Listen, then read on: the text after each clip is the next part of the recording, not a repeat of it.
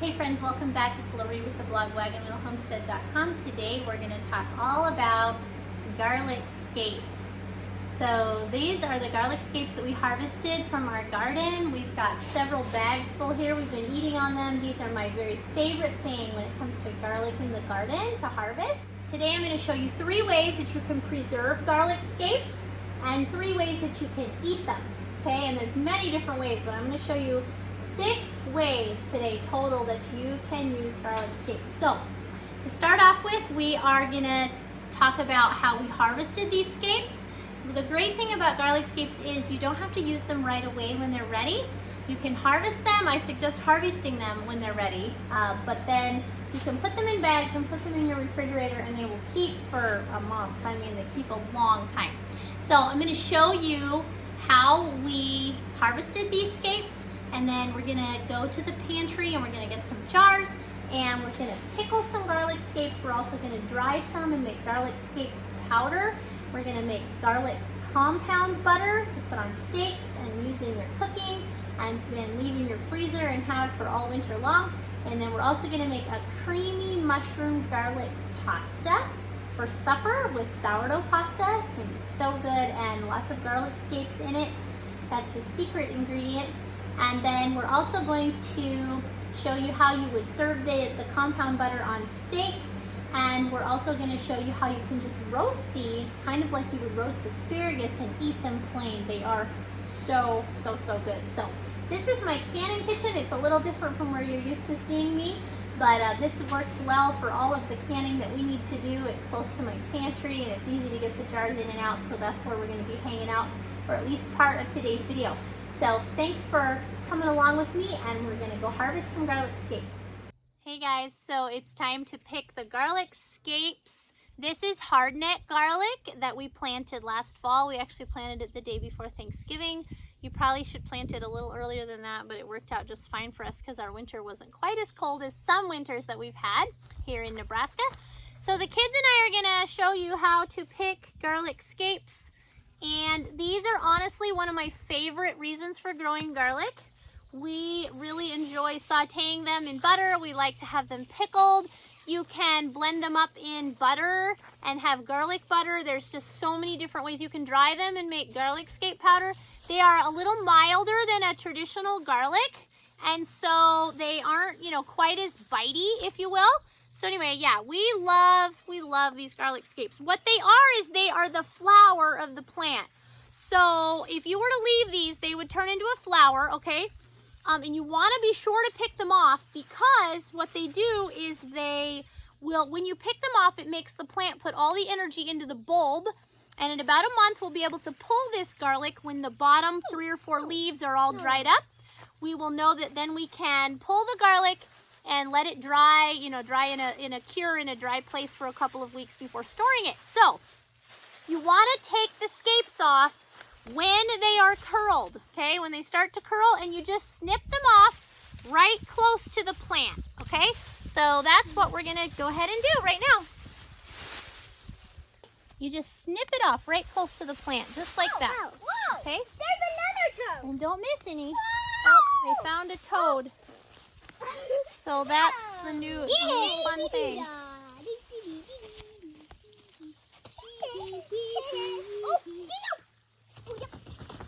Hey, please don't hurt the peas. I'm trying to get the toad. Don't Well, do it. let the toad go if it means hurting the peas. Go.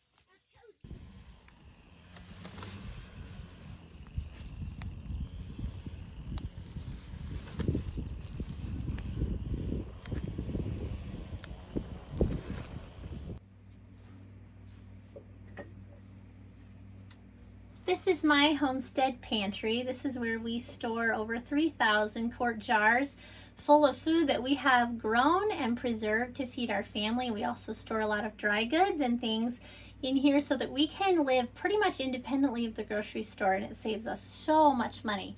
So this is where I keep all of my canned goods. These are garlic scapes from last year. I don't have very many jars left, but just a few. These are pickled garlic scapes, and this is what we're gonna make today.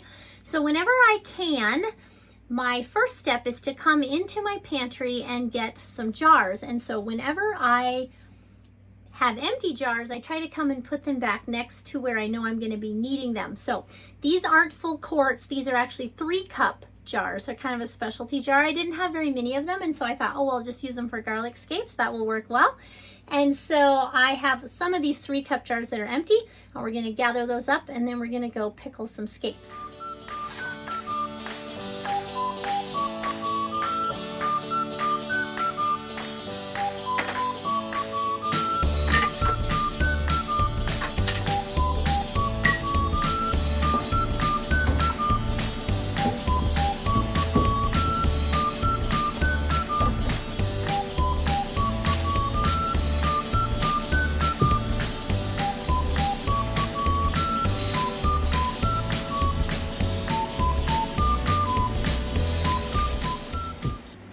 So we have 16 jars here that are washed, and I like to work on an old towel. Just keeps things, you know, from dripping on my counter, and just keeps things from sliding off.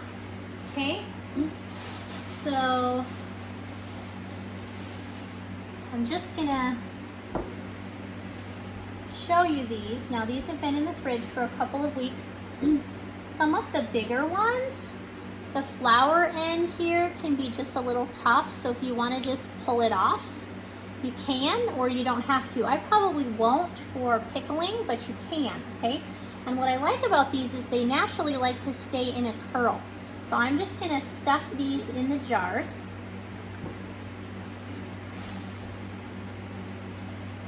And when these jars are full, then we will put some on trays to make garlic scape powder, like garlic powder. We will also make some garlic pesto. And then of course we're gonna make some for supper, and then I'll probably leave some of these in my refrigerator because they last so long. And I'm just gonna stuff a whole bunch, and I'm just gonna stuff 1 jar to start with because I wanna get the brine going. So we're gonna make a vinegar brine for these. And I want to get that heating up on the stove so that I don't have to wait for it. As you probably guessed, we do a lot of canning around here, and so anytime we can take a little bit of a shortcut and keep things moving, we try to do that. Just curl up a couple more of these, see if I can fit them on the top. Garlic scapes are a milder form of garlic, as I mentioned earlier, and I have a 2-year-old little boy, and he thinks these are the very best. They are his favorite thing pickled from the pantry. So they're very mild. They remind me kind of pickled asparagus, if you've ever purchased pickled asparagus. So that's how it looks, okay? And we're going to guesstimate how much brine we need, because we're gonna fill these 16 jars is all. We're going to fill this with water and just see about how many cups of water brine we're gonna need to fill this. Okay, so I'm gonna just fill this up with water. Okay, so I filled it with water. I'm just gonna pour the water out into here. I'm guessing it's going to be about 2 cups per jar, just because of all the canning I've done over the years. That's pretty close. So this is a 3-cup jar, and it's filled about to there. So I'm going to figure 2 cups of brine is what we're going to need per jar. So let's mix up our brine and get that going, and then I can continue stuffing these jars. Okay, so I have a big stock pot here on my stove, and if I need 2 cups of brine per jar, and I have 16 jars, I need 32 cups of brine, okay? Each batch of brine makes about 5 cups of brine. So what I'm gonna do is just make 6 batches of brine. Hopefully I didn't lose you there. Go to the blog, wagonwheelhomestead.com, and print off the recipe, okay? And then you can do the math for how many jars you're doing, right? Okay, I'm gonna make 6 batches of brine.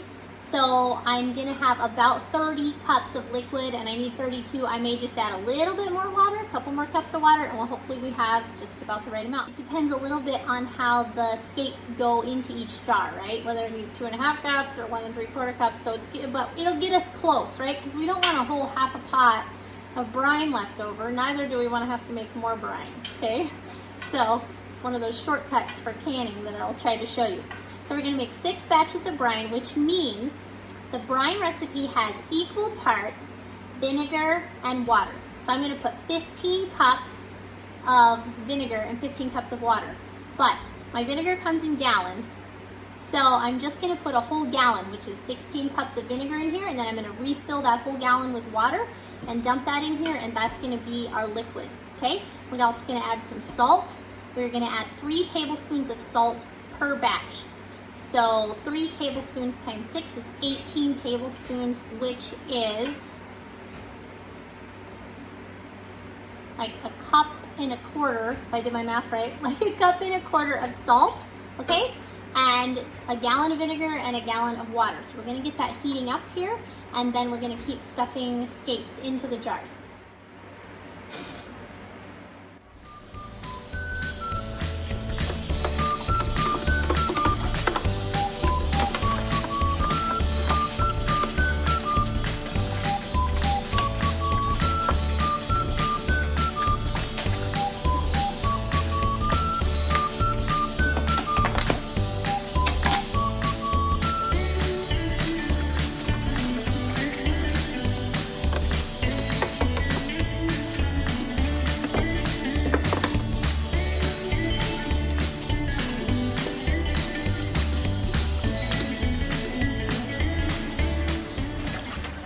Then I actually got my canner going as well. So this is a pressure canner.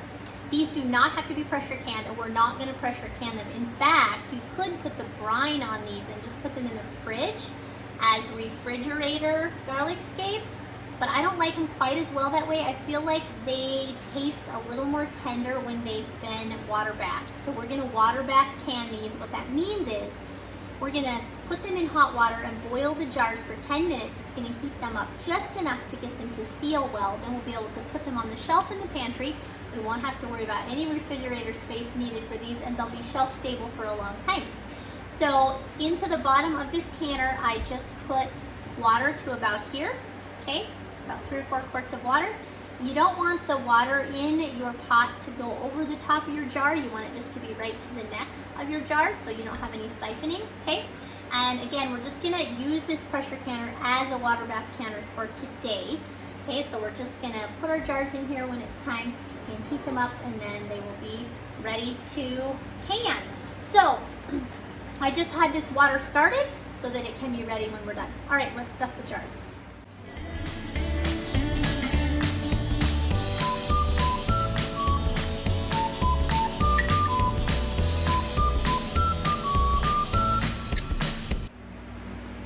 Okay, we got all of our jars full. So now what we're gonna do is into each jar, we are gonna put a teaspoon and a half of whole peppercorns and a teaspoon and a half of mustard seed. If this was full quart jars, you'd be using a full 2 teaspoons, okay? But we're just gonna put a teaspoon and a half in each jar. And if you wanted to make spicy garlic scapes, you could put a half a teaspoon of red pepper flakes into each jar. You could also put some dill in here if you wanted to make these dilly garlic scapes. That would be good as well. But for today, we're just gonna make basic pickled garlic scapes.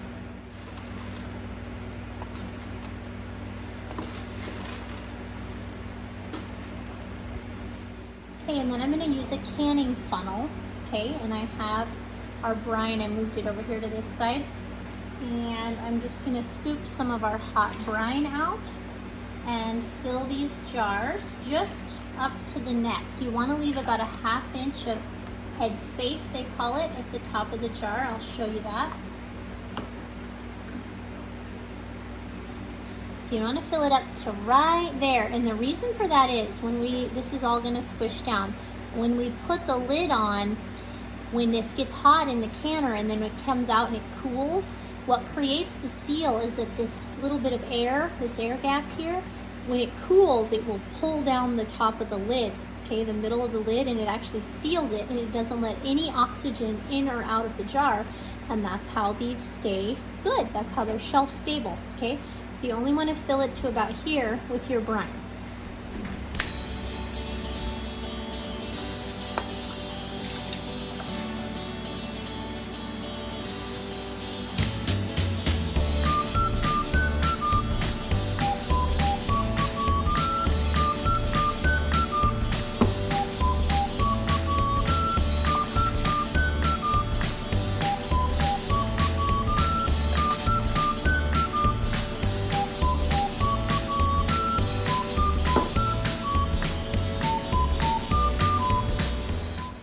Okay, now it's time to put the lids on. So my very favorite lids are these 4 jars canning lids, and I will put a link for these in the description box below.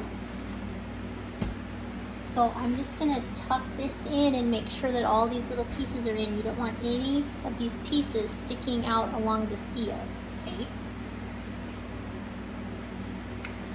Tuck it in, and let me get my rings. I just keep my rings in a milk crate in my pantry. That works really well.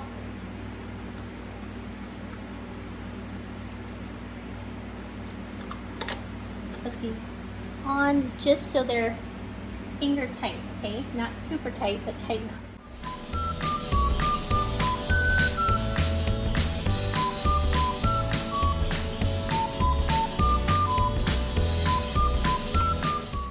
Alright, then we're going to just put these into this canner. The water is boiling, as you can see.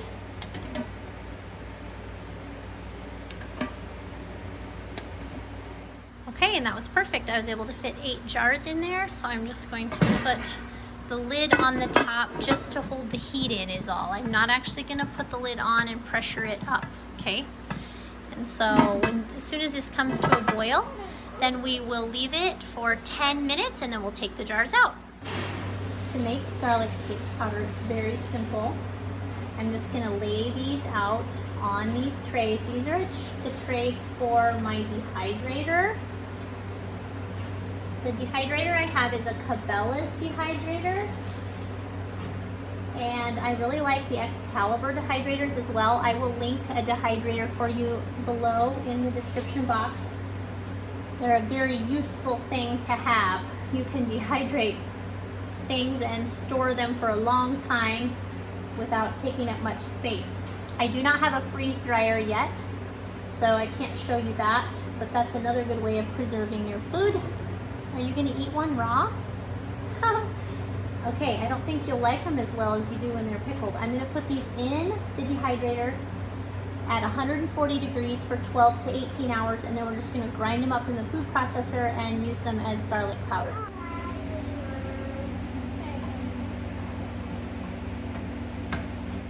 Okay, I can tell by the steam that this is boiling. I'm gonna set my timer for 10 minutes, and then we will take these out. All right, it's been 10 minutes. I'm gonna use this jar lifter. This is an absolutely essential piece of canning equipment that you can't live without. Look at those. So beautiful. And I'm just gonna set them right over here. So I can get a hold of that next jar here.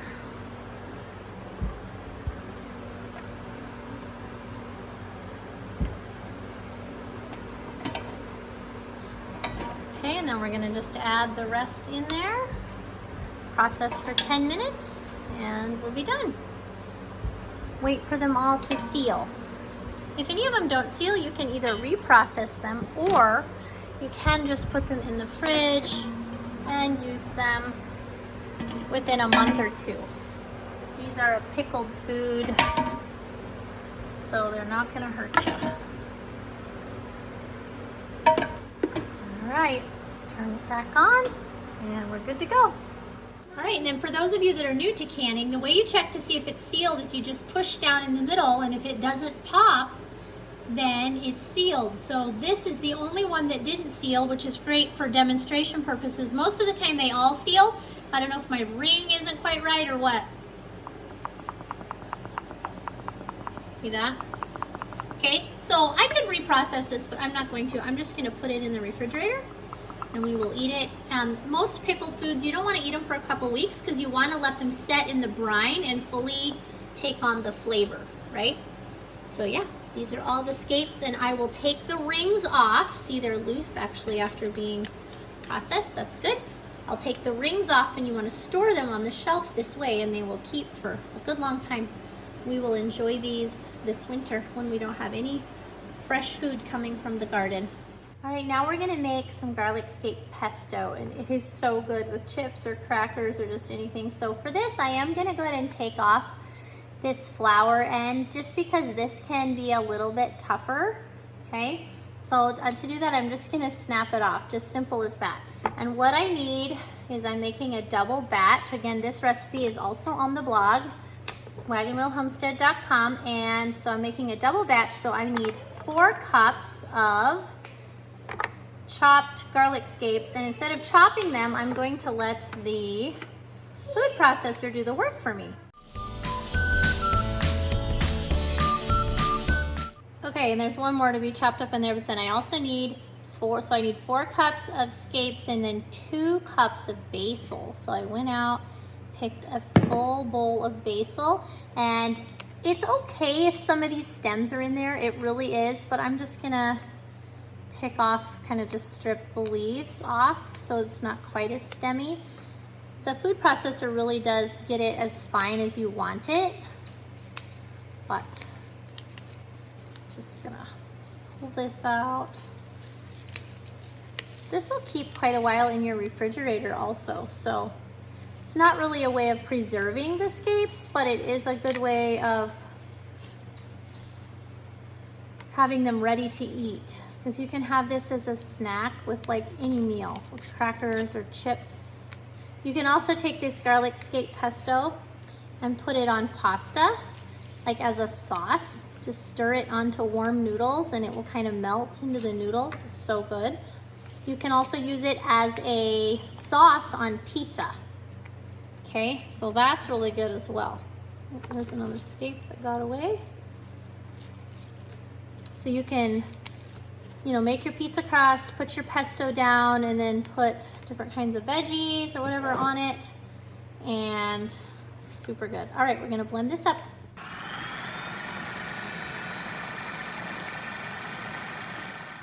Okay, and before it gets too blended up, there's still a couple chunks in here that need blended. We're gonna add the rest of our ingredients. Okay, so it's all nice and creamy, smooth, pretty smooth. I'm gonna put this in a bowl, put it in the fridge, let the flavors blend until it's time for supper. Okay, now real quick, I'm gonna make some garlic scape compound butter or garlic compound butter. Okay, it's just where you're gonna blend up a whole bunch of scapes with butter. We'll put it in the refrigerator. You can also freeze it for several months, and then you can use it on top of steaks or in your cooking. It's just so good. It's like, and it makes really good garlic bread as well. Okay, so we're not even gonna wash this because all we're gonna put in here is garlic scapes and butter, and there's nothing in the pesto that's gonna bother any of that. So I'm gonna get the scapes in here. We'll chop them up first and then we will add the butter. Very simple. I'm gonna take the tips off for this as well. And the rule of thumb is about 1 cup of chopped scapes per pound of butter. So I'm just gonna make 1 pound. And so I only need about 1 cup of scapes chopped.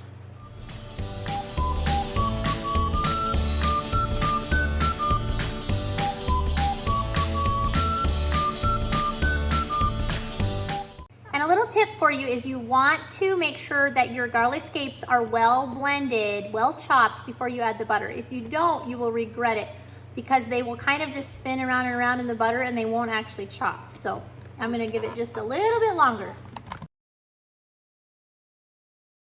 And I actually like garlic scape butter much better than I do regular garlic butter because just putting in some of our homegrown fresh butter here. And by the way, you don't have to measure exactly. This is not an exact science here on this recipe. But garlic scapes are milder than regular garlic. They have the same flavor, but they are more mild. And so they make just a really nice garlic butter.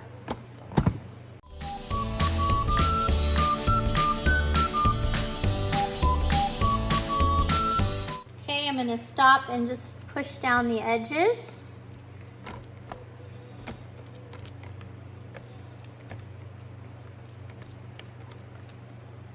Okay, blend it just a little bit more.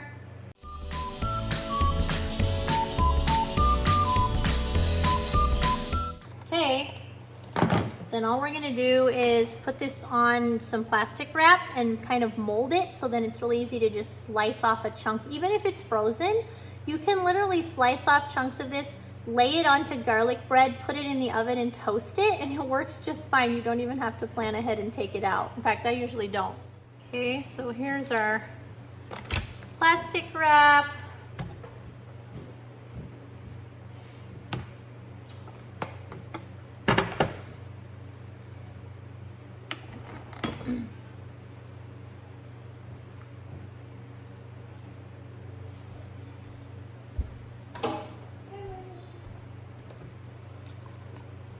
Okay, and we're just gonna lay it down the center of this plastic wrap.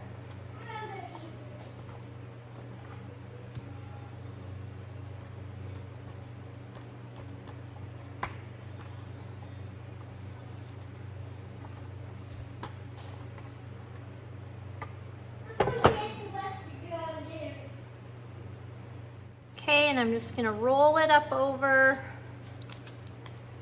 just like this. And if you wanna make it longer, you can. You know, now that you've got it rolled up, you can squeeze it out. But this is gonna be just fine. I'm just gonna kind of twist up the ends and I'm gonna put it in the freezer just like that, okay? And then, like I said, you can use that on lots of things, and it's a great way and very easy, fast way to preserve garlic scapes. So, into the freezer it goes. Okay, I'm gonna show you how to roast these like you might roast asparagus. You could also do this in the oven in olive oil or on the grill, okay, depending on what you're cooking. I'm just gonna pan fry them, so I've just put some butter in here and I'm literally just gonna fry these in butter, salt, and pepper, and I am telling you, they are so good, especially if you fry them until they're kind of almost black on the edges or seared just a little bit. Oh man, they're so good. So to do that, I'm just, again, taking off this flour end just because sometimes it's harder to chew it. And I'm just gonna throw them right in here.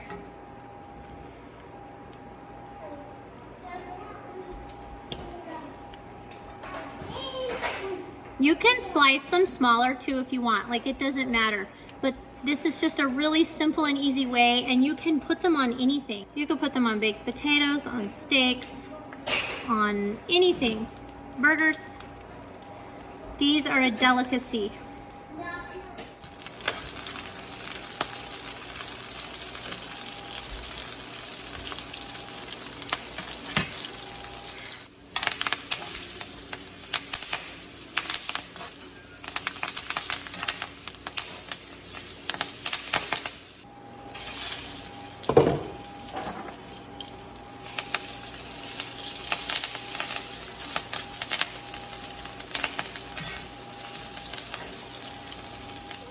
Super, super yummy.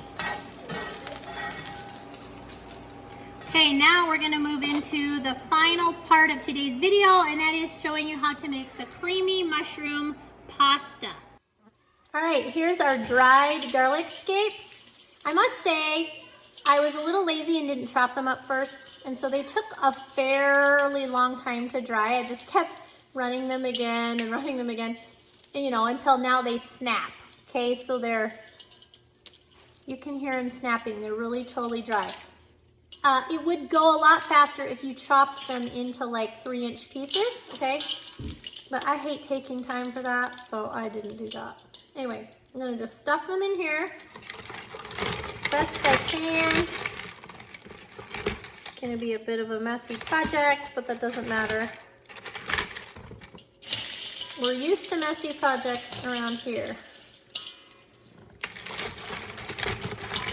Stuffing it all in. By the way, I have this fitted with the chopper blade attachment. Okay, and we're just gonna grind it up. Thank you. Okay.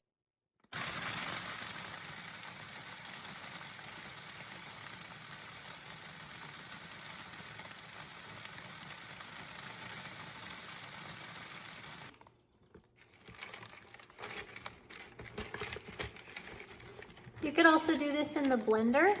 That would work as well.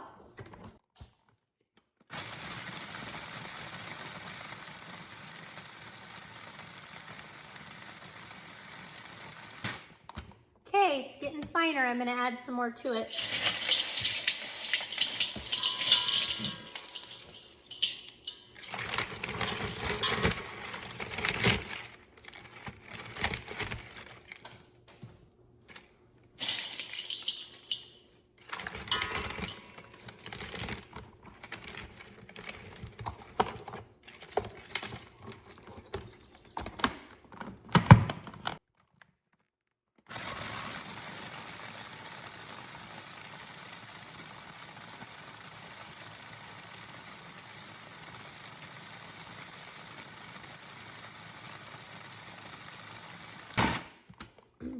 And some of them you just have to kind of take off the middle because I didn't chop them up.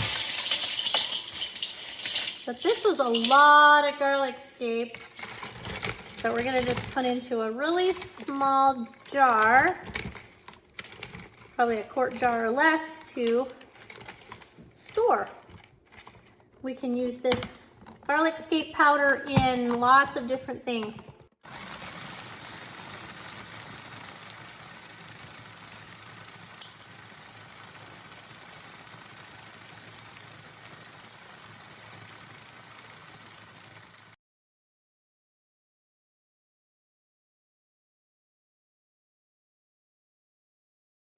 All right, so for the creamy garlic mushroom pasta that we're gonna make with the garlic scapes, we are gonna make the pasta, and this recipe is on the blog, wagonwheelhomestead.com, if you just look for sourdough pasta. Okay, we're gonna make fresh pasta, but I'm gonna do something a little bit different this time, and I'm going to take like 1/8 of a cup of oil, and I'm gonna mince these garlic cloves. These are fresh garlic cloves I just went and pulled from the garden. So I'm just gonna put it here in my little mincer and mince it right here into this oil. Okay. I like to mince it twice to try to get all the goodie out. And I'm gonna just put this in the microwave for like a minute, warm it up just a little bit so that it will become garlic infused oil. And it's really gonna give our pasta a super yummy flavor. You don't have to do this, this is optional, but because it's garlic season and I have lots of garlic, that's what I'm gonna do. All right, so that was a couple cloves of garlic. Into this oil, I'm just gonna pop it in the microwave for 1 minute, and then we're gonna proceed with making our pasta in the mixer this time. All right, now into the mixer, we're gonna put 6 eggs.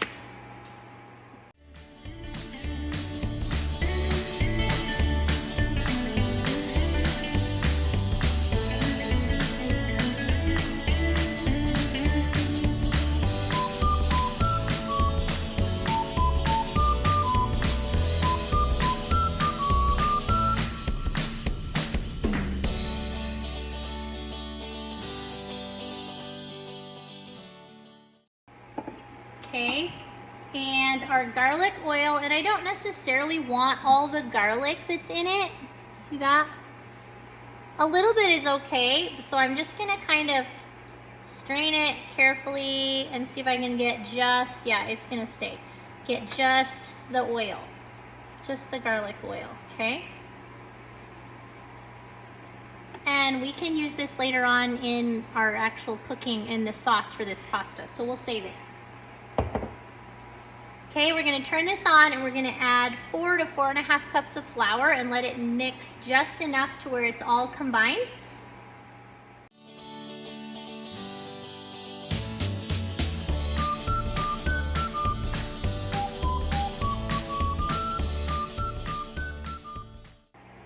It looks a little dry, but it actually feels just a little bit sticky, and that's, you want it pretty dry for pasta, because otherwise it'll stick together when you roll it out or put it through a pasta machine, either one. And I will link my video for my instructions on how to make this pasta. This is just what we're gonna make to go with our creamy garlic mushroom sauce that we're gonna make tonight for supper.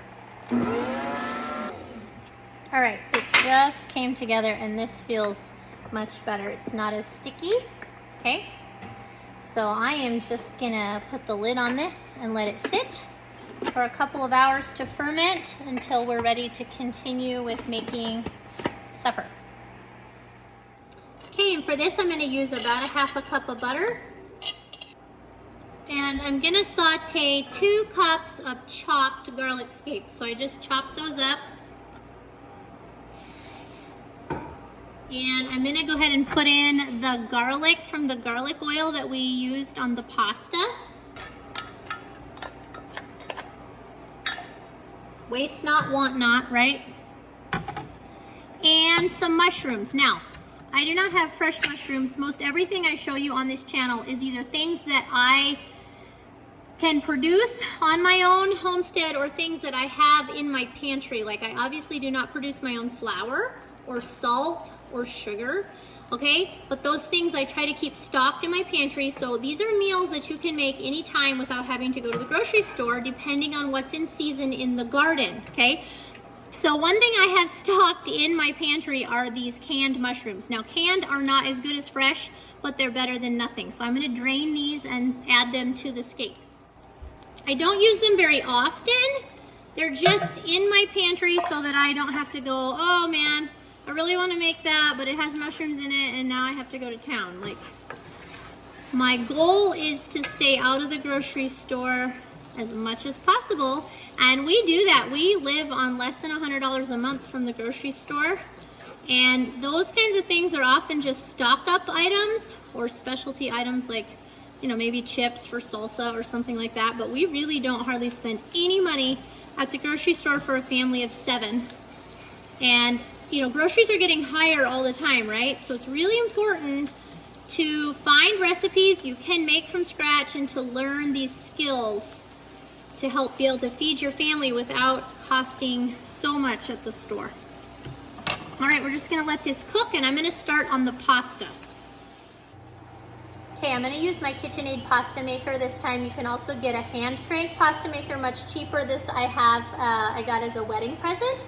And I don't use it real often just because it's kind of a pain to get it out, but I do use it once in a while. So I'm just gonna show you quickly how to work up the dough. Okay, and so the thing with sourdough pasta is it can be a little bit sticky if you don't get enough flour in it, okay? So I'm gonna actually put a little flour down here on my counter, and I'm just gonna kind of keep working it through the flour as it comes through the machine, okay? And I think you'll be able to see how that works. I'm just gonna turn it on low. And this is just to make the sheets of pasta, so I have this one set on a number 1 setting.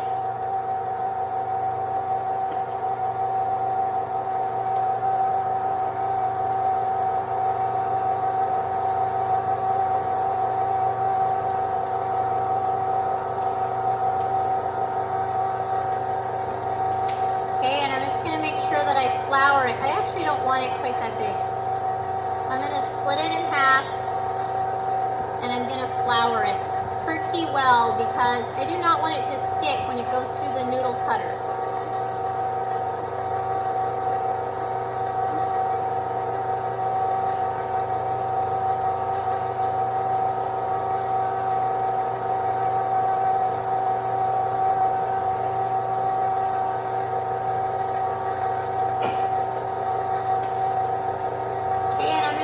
Fold it over, sometimes even a couple times, and you can turn it. Instead of putting it through this way, you can turn it and put it through this way, and it starts to smooth up the edges a little bit.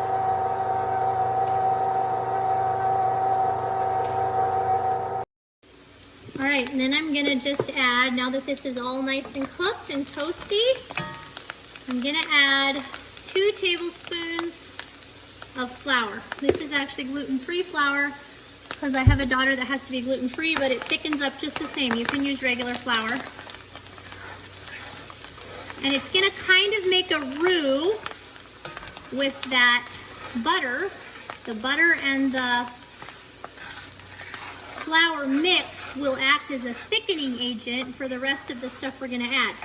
Then we're gonna use a jar of my home canned chicken. And I will link the video tutorial on how to make this. This is so great to have on hand, especially during busy seasons.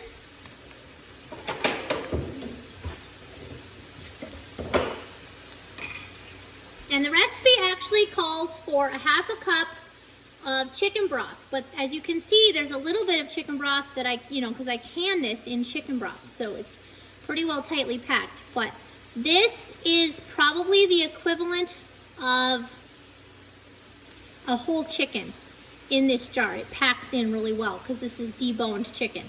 So if you were gonna make this without canned chicken, you could use leftover chicken. That would be a great way to use some leftover chicken, or just cook up a chicken and then, make this creamy sauce, okay? By the way, I think I told you this, but if you don't have garlic scapes, you can make this with just plain garlic, okay? Just a bunch of garlic cloves cut up, and that will be just fine. Let's see if I can get this to come out of here.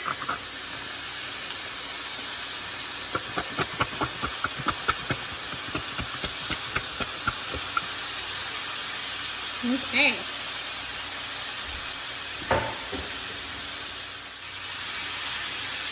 And I'm going to turn my heat down just a little bit. I just want this to slowly thicken and slowly simmer.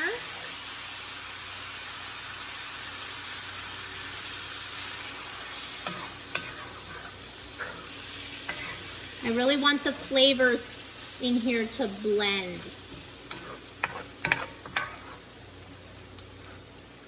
Then I'm going to add 2 cups of cream. This is milk from the cow, and on the top is cream. The top 2 or 3 inches is just cream. So if you don't have milk from the cow, you can use 1/2 and 1/2 or heavy whipping cream. Either one would be fine. And I'm just going to add the cream to the sauce. And again, I don't measure specifically. This is a meal for my larger family, but if you want to follow the recipe exactly on the blog, you certainly can do so. And it will make a smaller amount, okay?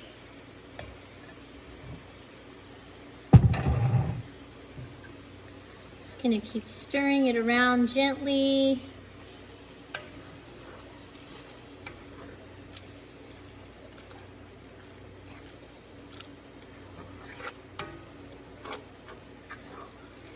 And we're just going to kind of let this cook on low heat and keep working on the pasta here. Let it thicken and let the flavors blend. We're also going to add about 1/2 teaspoon of salt, 1/2 teaspoon of garlic powder, which probably isn't really needed if you're using scapes, but I like garlic, so I love the flavor that it gives to the creamy sauce. I'm just gonna let it sit here and cook. Again,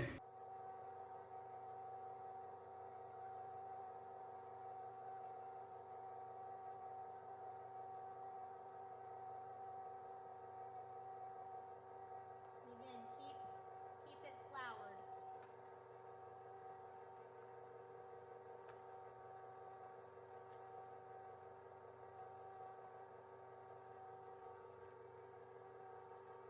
Okay, we're gonna add about a cup of cheese, maybe a little bit more, and some spinach from the garden.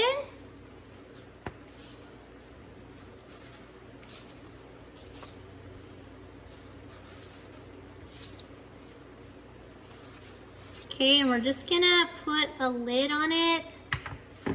I don't usually have lids that fit these big pans, so I just kind of set something over it like that and let it steam. Okay, and we'll stir it in, shut the heat off, and that's done. So that's gonna be so yummy. finish up the pasta and we'll eat.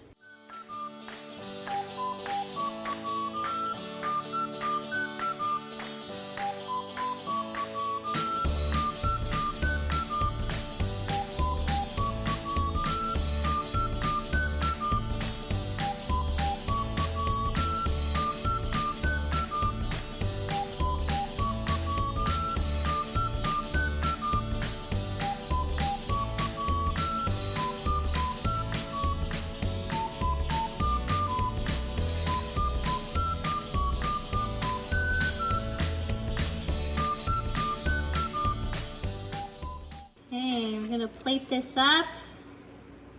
Got the delicious sourdough pasta noodles. Put this on here. So good. Well, thanks everybody for hanging with me today for this video where I showed you all the different things that I like to do with garlic scapes. I left just a few in my refrigerator so I can keep cooking with them. And now we're gonna taste this pasta, and we're also gonna taste the garlic scape pesto as well. So let's dig right in.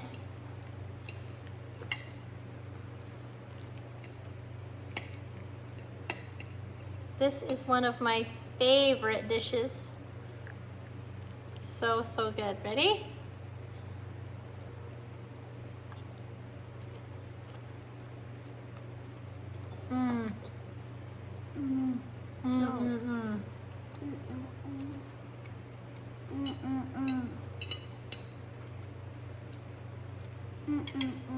Super yummy. Super yummy. And then these little toasted or roasted, if you will, scapes.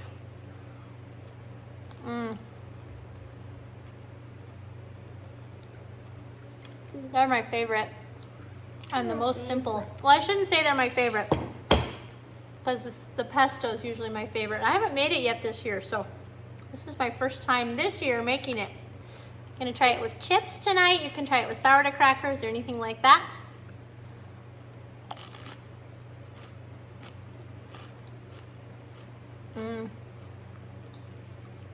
Really good.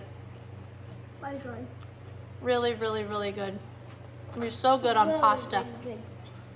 So, thanks for coming along with me today. And if you like this kind of content, if you want to know how to cook out of your pantry, how to cook from your garden, how to live independently of the grocery store as much as possible, right, within reason, then be sure to hit that like and subscribe button, and we'll see you in the next video.